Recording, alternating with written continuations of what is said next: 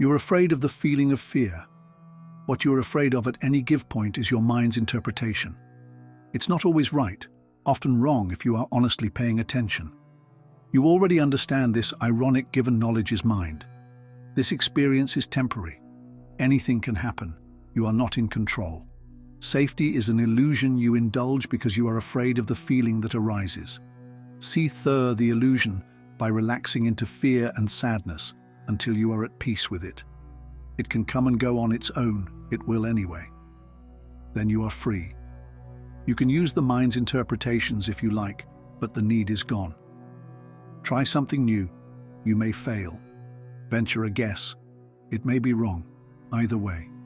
Try finding those outcomes that scare you. Let your mind imagine all these, but don't turn away. Get in touch with the very simple experience of it. Where is the problem exactly? If you spend time honestly watching your experience, you'll see it's all your own thoughts, memories, and feelings. If you walk up to the edge of a cliff, you might be afraid of falling. You are not falling. You are just standing there. Your mind is imaging you could fall, and you feel feelings. Identify with the body that is feeling those feelings, then indulging the belief that I am afraid, I am in danger. You are just standing there. This is all in your mind. That time you fell and got hurt is a memory. Oh no, I might fall is your imagination. Reality is the very simple experience right now. The way I see it, desire without fear of the alternative isn't a problem. It's just a nice to have. Some desire is pushed by fear. Test it to find that fear. That's all. Another way to look at it is drop the word desire and just look at nice to haves or need. Need will point to fear if you are willing to look. This is all predicated on the idea that fear will prevent peace within a person. Make peace with fear and you find peace. Be still with your experience, thoughts, memories, feelings, urges. Don't resist or turn away from any of it. That bad memory that pops up from time to time, yeah, look at that. Relive that. Feel all of that. Let it all out. Scan over your body as you do this and be sure to let out any tension or bracing. Completely give in to the experience. I'm bored. Answer. You will be bored for the rest of your life. This is your reality. Make peace with this feeling. I'm lonely. Answer. You will be alone for the rest of your life.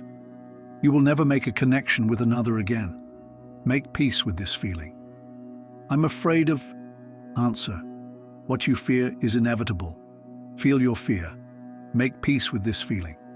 There is no need to fear or resist anything in your conscious experience. Being alive is a gift. Experience and embrace all of it. If you think you can control your thoughts and feelings, give it a try. I think you'll find it just creates more problems and suffering. If you are satisfied you cannot control your thoughts and feelings, then why let any of them bother you? Make peace with whatever the mind brings up. It's just your imagination after all. The surrendering is letting go of the ego mind, which is the constant stream of thoughts that's trying to figure things out. It doesn't know anything by nature, so it seeks to no end. When the ego mind isn't active, the inner guidance system comes back online, which is your intuitive abilities. It's the level of knowing that goes beyond what the ego mind can comprehend or capture. Surrendering doesn't make sense to the ego mind because it doesn't know what it can't control, so as a defense mechanism it activates fear to keep itself functioning. In a sense, it's almost parasitic, since it relies on a host to not give it up. But once your true presence comes forth, it takes a back seat. An analogy is like driving a car with a robot companion. It will take the wheel if there's no sentient being driving it, but it won't relinquish control until the sentient being commands it to let go. Otherwise, it will continue to drive the car based on its programming. Fear cannot exist when your true nature is present, as fear is just the absence of the divine. The only truth is what's eternal, so there's a hint as to how to overcome any lingering fears. If you knew you're eternal by nature and just don't remember, how would you proceed? Injustice can be expanded to the beginnings rather than just the aftermath. So for an example, it would be an injustice for anyone to not take care of themselves prior to breaking down and self-destructing, which may then lead to harming the collective. The only delusion is not being your true self, not just for yourself, but for others. To curb injustice is to essentially wake up to what you are, as all disharmony is a direct byproduct of being asleep. Justice and harmony is the default state of being your true self. When you can see what gives birth to injustice, you can take the necessary steps to return to the default nature prior to the ego forming and falling asleep. No one can wake up for you, but what we can do for each other is be an example of what it is to be awake, as well as point in the direction to wake up, which is to go within and know thyself. It's the fundamental question, who or what am I? When you awaken to your true nature, there's no question of what to do, it's just the default.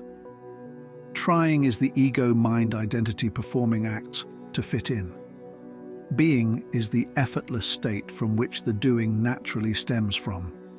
You can't be your true self if you're still operating in the sleep state, like you can't drive to the destination if you're asleep at the wheel, not knowing where you're going.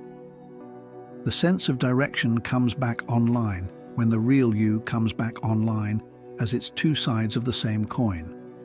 Identify where the attachment lies, as anger is an attachment to an idea or memory, which then triggers the process of emotion. The root of all suffering is attachment. No attachment, no suffering. It's all the expectations, shoulds, limiting beliefs, or conditioned programming. When you're completely detached, you're liberated and free. The detached state is simply being present. Are you holding on to ideas and expectations, or experiencing the present moment as it is with no prior baggage? A quick hack to release all attachments is to say, I don't know and I don't care. Say it calmly, as saying it with emotion shows an attachment is still there. The opposite of caring is carefree. Are you caring so much that it's draining your energy? Or do you desire to be at peace and just live carefree? Let go of over-analyzing and overthinking, and be present perpetually to regain your peace and sovereignty. It's sort of like a ceiling where it's limiting the experience, but it's doing its intended purpose, as we chose to have a limited experience to grow and evolve. Our true nature is unlimited and infinite, so the more we pull that energy from within, that's where the growth and expansion lies. The ego forms from a drop in consciousness, which naturally leads to amnesia. And when we don't remember who we are and where we came from, the experience will become challenging. There's always going to be a tiny part of the ego active as long as the physical body is alive as a complete ego. Death would eject the soul from the body, thus returning home to the other side, which is akin to taking off a VR headset. The element of not knowing is also doing its intended purpose, as a test wouldn't be a test if you knew all the answers, so nothing would be gained from the experience. That's why the ego doesn't know anything by design and is spiritually bankrupt by nature, as it's not supposed to know anything, and all knowingness stems from accessing your spirit higher self. The ego is simply acting as a catalyst or stepping stone to elevate in consciousness. It's essentially saying, I'm just here for you to outgrow and become a better version. The version that has no limitations, which is the opposite of me. Remember who and what you are to transcend me altogether. Expand perspective beyond this particular realm. If everyone is just passing through, enter, experience, exit, then what is the point of this? It's like, why visit a particular place knowing you're not there to stay? Continue to explore and inquire about the nature of reality, consciousness, and perceptions, and shift your own states by meditating deeper, or even dabble in psychedelics. Directly experience something else besides regular human physical sensory perceptions and comprehension, to see that there's way more than what the human body can detect. When you wake up and remember what you are, you'll also remember why you're here.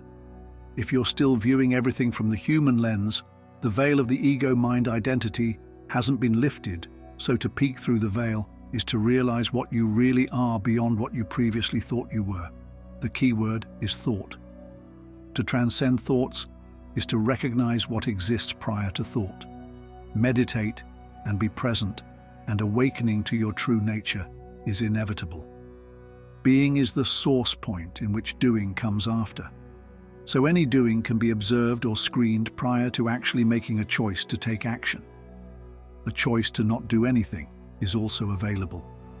What persists is the beingness that exists before doing or thinking. The meditative state is literally not doing anything, but sustaining being. When thoughts become immersive or programmed, it's sentience that sends a command to break out of it and return to being or awareness. Sentience is the accrued consciousness that builds self-awareness. So if you become aware that you're on autopilot of doing, the aspect that chooses to break the pattern is sentience. Praying is also sending conscious commands. The way I do it is that I set my intention, then visualize it. So for example, if I want to heal the world, I set an intention of giving out high-frequency energy by visualizing the earth surrounded by golden light. The longer the duration on the visualization, the more energy is put out towards the intention. The energy I'm sending has come from the heart, so I also have to feel it in order for it to be authentic. So while visualizing, I'm also feeling how it would feel to experience a loving and peaceful world. I have to be what I intend to project, otherwise it's empty. It's like I can't throw a ball if I don't have it in my possession. I have to be in love to send love, because if I'm out of love, then there's nothing to send. The universe responds through the resonance of energy, and it will match the energy you're emanating, both high and low frequencies. The closer you are to the light, the bigger the shadow will be. Before healing can begin, all the impurities have to be expelled from the system, so this stage is sort of like a detoxing period prior to regaining full health. It's all growing pains, so don't focus too much on the pain, but the growth that lies in the aftermath. Consciousness dictates the universe, not the other way around. So if you're not reactive and choose to be how you want to be, you'll naturally align with the timeline that resonates with your energy. Do you want to experience what you fear or what you love? Be mindful of the energy you're emanating to align with energy that you desire to experience. Fear is the ego trying to cling on to what it knows, so it's a natural defense mechanism when it recognizes it's being pulled away. When you sense this stage is occurring, surrender and relax to shift consciousness higher so the ego mind isn't dictating your state of being. What you are is the awareness of everything, so it cannot be touched, harmed, or manipulated. Fear only exists in thought form, so when there's no thoughts, there's no fear. See the space in between you, awareness, and the thinking mind to distinguish the difference between the ego mind identity and your true essence. If you're aware of your feelings, thoughts, sensations, and emotions, that's what you are. You exist prior to all of these and are observing the experience. Any instance of I, you became aware of what's happening to it and are witnessing what the I is experiencing, thus being able to describe the experience. Maintain and sustain awareness throughout, so that any thought that arises passes in front of you, like cars passing by as you watch from the sidewalk. This is where the inner knowingness comes from, to always know that any observation has no dominion over the observer, as an observation doesn't exist without an observer making an observation. You are the source point of your observations, so your consciousness is dictating your universe, rather than the other way around. The ego mind is reactive, while your true nature is creative.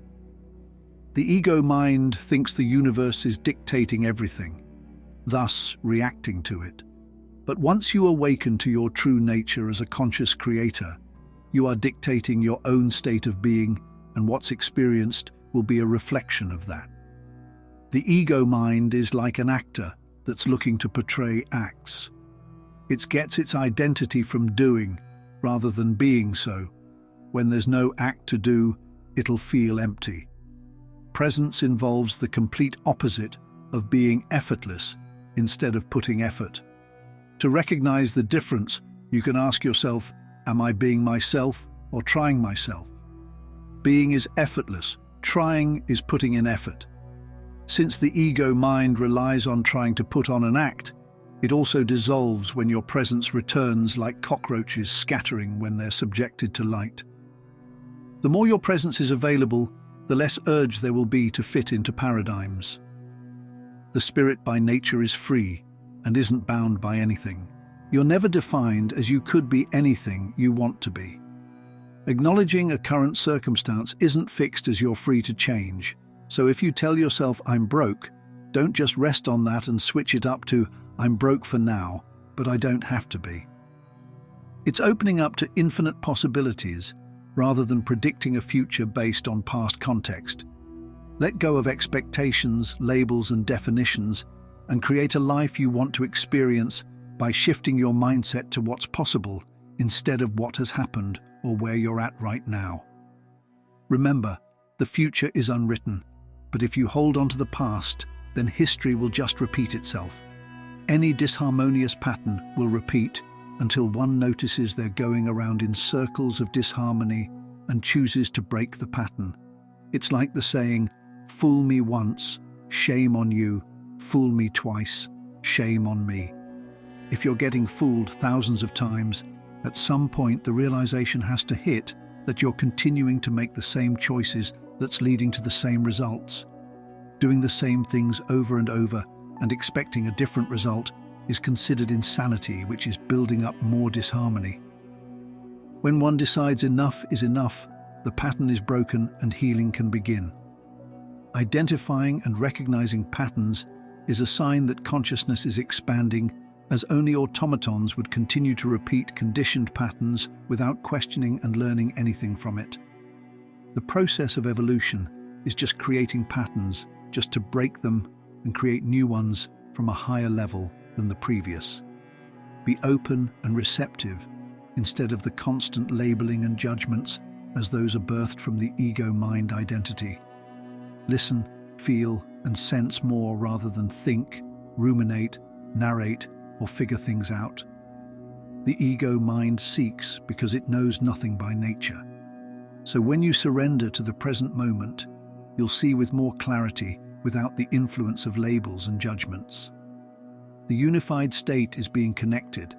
Observer and observation are one thing. The separated state is being divided. Observer and observation are treated as two things.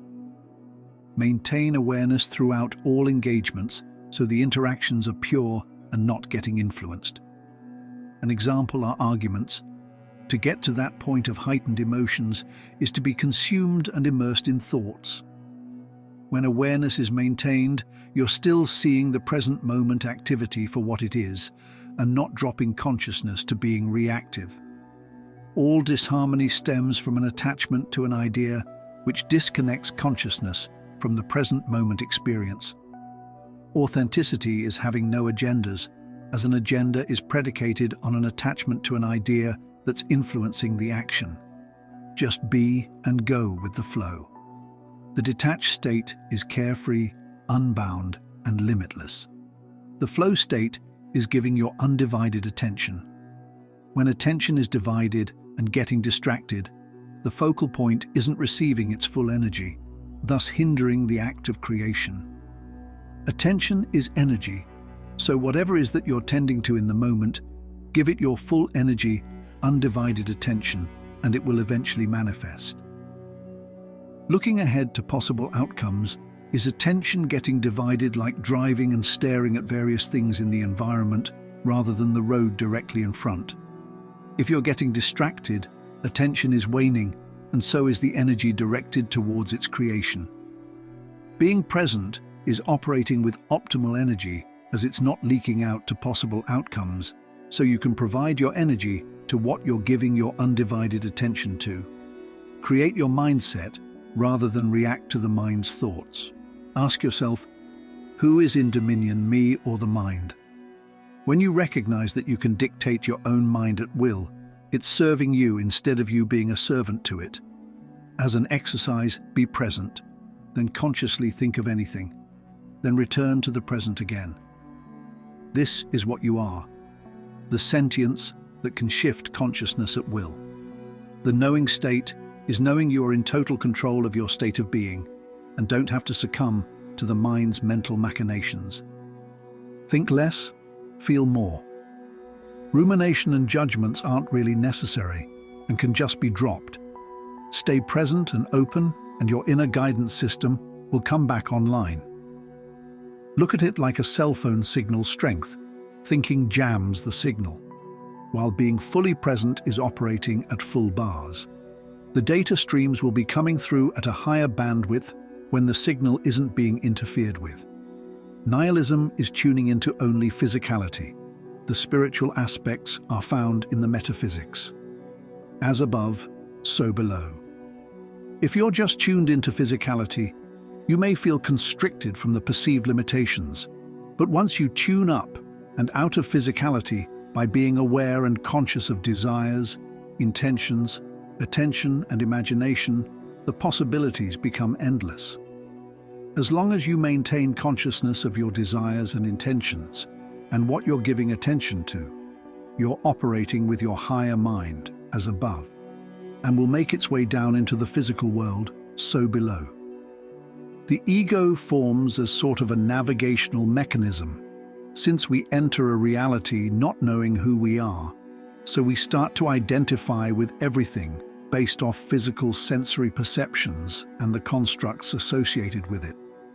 So by nature it's developed by default upon entering this realm, but as sentient beings we have free will in what we do, which includes being free to not identify with any constructs at all. There's always going to be a tiny part of the ego active as long as the physical body is still alive, as it's the individualized perspective that's being experienced. Having a complete ego death would eject the soul out of the physical body, so it's like a strand that's tethered in order to be attuned to the physical environment. The ego itself isn't bad, as it's allowing us to know ourselves from a particular perspective. But where it can be somewhat parasitic is when we start to identify with it. The ego-mind identity is all the conditioning or brainwashing that were never consciously examined or investigated, so we behave on automatic patterns and habits without ever questioning the deeper intentions behind them.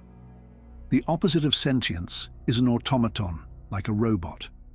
Once a robot becomes self-aware and gains sentience, then it's no longer bound by what it was programmed by. That's why it's called an awakening, as we're simply waking up to what we are, sentience, and no longer operating from the conditioning of the ego-mind identity, also known as the false self. True freedom doesn't mean to do whatever, but being free from the tyranny of programming. As sentient beings, our true nature is to be completely free and detached, rather be bound to anything. Hence the term free spirit, though spirit by nature is already free, so it's redundant. Recognize what you're engaging in as if it's the contents that you're focusing on, then your attention has been captured. Anything that grabs your attention now can manipulate or influence your energy, so if you don't want your energy to be misused, be mindful of what you're giving your attention to by what you're engaging in. It's like complaining about the story of a movie. How did you get to that point of watching a movie? You can ask yourself, how did I get myself into this mess? And proceed to trace the choices you made prior to engaging in the activity.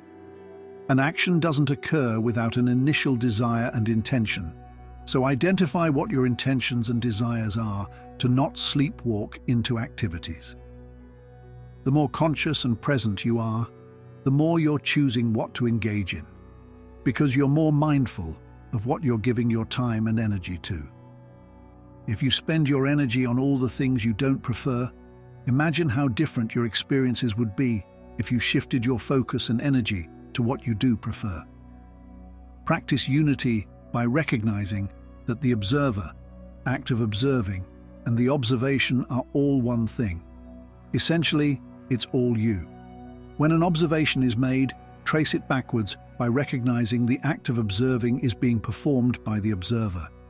If an observation causes irritation, then the observer who's observing is getting immersed in what's being observed to the point of drowning out self-awareness. You can ask yourself, why am I reacting to this? A reaction dissolves when it's questioned, as all reactions stem from an unconscious attachment to an idea. By being conscious in the moment, a trigger ceases to exist. You can then look back at the reaction and ask yourself, why am I doing this to myself? When in a reactive state, the external world will have dominion over you, as you're just reacting to it.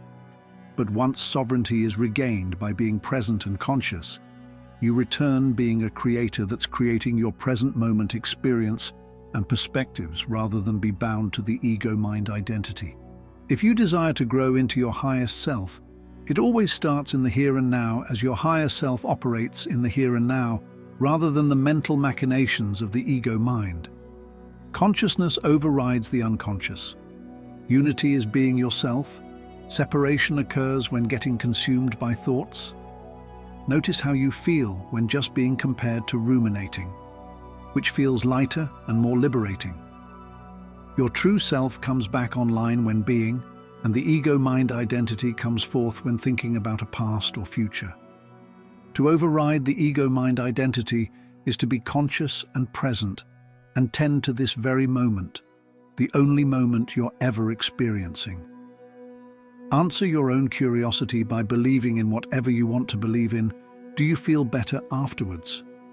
The ego-mind never gets satiated with any amount of information, so it constantly seeks with no end.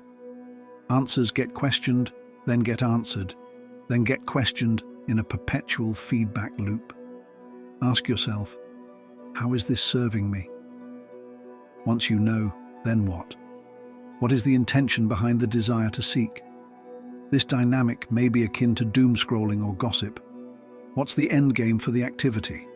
Attention is energy. What you give attention to, you're providing your energy to it. If you're aware you're giving your energy to things and giving it life, what would you choose to direct your energy towards? Do you want to give life to what you don't prefer, or what doesn't serve you, or to things that you do prefer, and what does serve you? This human experience is a temporary window with an inevitable exit point. So how are you making use of your energy while you're still here? Sometimes all it takes is to zoom out and recognize the bigger picture to snap out of the immersion of the ego mind. Perspective brings clarity. When in doubt, ask yourself, is this applicable to me right now? Anything not applicable in the moment can be considered a distraction, as it's hindering your present moment awareness to take action, and the only moment where a choice can be made is the here and now. You can also ask yourself, what does this have to do with me right now? There's nothing inherently wrong with being curious, and it's just harnessing your ability to stay present so you're not falling down the rabbit's hole and making it more difficult on yourself to get back up. Constant consumption drowns out self-awareness to the point of drifting out and getting lost. If you don't know where you currently are, then it's more challenging to know where you're going. It's like a broken compass. How would you know what direction to go in if you don't know where you're currently at? To maintain a sense of direction is to be present, as you always know. The here and now is the point of reference. The challenges are typically referred to as the dark night of the soul, where everything you were overlooking are coming up to the surface, so you're facing your fears rather than running away from them. This stage can be jarring, as the ego mind isn't accustomed to exploring the fundamental aspects of existence since it doesn't have the capacity to. It's all growing pains, which eventually gets less intense as you understand more of yourself at a deeper level. The old version is being shed in order to be reborn into the new, and attachments can be difficult to let go after a lifetime of holding on to them, but is necessary to grow into your higher version. If you get bit by a dog, that is not your fault. It is the dog's fault. It hurts, but you didn't do it, and there is no reason to be or feel guilty. But if you let it fester, and it gets all diseased and stinky because you refuse to go see a doctor, that is your fault. If your family complain but you still don't sort it, that is your fault. Abuse is like an infectious disease. Your parents give it to you, that's their fault. No guilt. But if you grow up and leave it to fester, never face the memories and the pain attached to them, never integrate it, that's your fault. If it blows up in your family's face, you're spreading it, and that is also your fault. So it is useless to put all your current behavioral blame on parents because you can't change them or what they did. It is up to you to make the changes, face the feelings, integrate, be your whole self, including the pain you've been running from, and move forward with love. Let who you were or who you think you should be die away. Be the new you, be the whole you, and just be love through it all. See it all, feel it all, forgive it all, allow it all. Be love. Stand tall in the storm. Be love, nothing else. It's easy to answer the questions when the teacher is there, but at some point you have to have an exam. No connection to your teacher, you have to do it yourself. It's easy to be love and light when God is holding your hand. It's easy to be compassionate when it's all that's in you. It's easy to be love and fun when you're in heaven. But at some point you have to do it yourself. In hell, no God, no spirit guides. In the center of the most gaping loneliness, in the most anxiety-inducing confusion and delusion. Can you be compassion? Can you be the light in this darkness? If you are in lonely darkness and you are love and light, you can switch yourself on and shine. It doesn't feel like you can, but you can. It's that feeling that you can't that makes it so powerful when you realize you can. Makes your love and light unstoppable. Do love. Love is not a feeling, it is a doing. Do love even if you don't feel like it. Do love especially if you don't feel it. Kick that devil back down the hole. Your instructor is not here now, just the examiner, but you can drive. You got this.